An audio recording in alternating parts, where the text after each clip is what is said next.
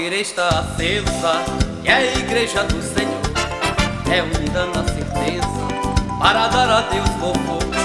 Não há boca que se cale, não há trevas que persista, não há coração em pranto que a este fogo resista. Os tições afogueados no poder pentecostal são tochas e labaredas que combatem todo o mal. Nesse mistério de fogo, os glórias e aleluias são chuvisco de centelhas, são faíscas e fagulhas.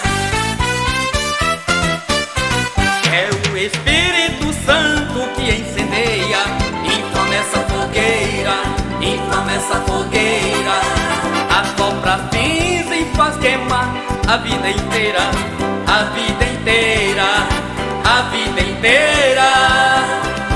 As chamas dessa fornalha não é fogo estranho e nem de palha, é fogo vivo e constante, abrasador. E esse fogo que arde constantemente no coração do crente é o fogo do amor.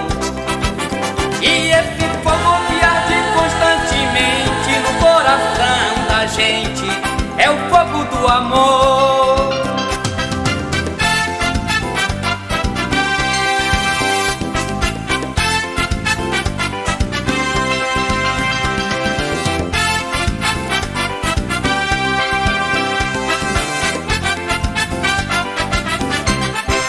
Afogueados no poder pentecostal são tochas e labaredas que combatem todo o mal.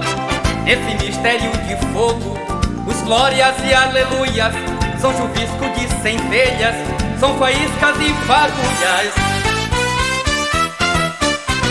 É o Espírito Santo que incendeia, inflama essa fogueira, inflama essa fogueira, assopra cinza e faz queimar a vida inteira, a vida inteira, a vida inteira. As chamas dessa fornalha não é fogo estranho e nem de palha, é fogo vivo e constante, abrasador. E esse fogo que arde constantemente no coração do crente é o fogo do amor. E esse fogo que arde constantemente no coração da gente é o fogo do amor.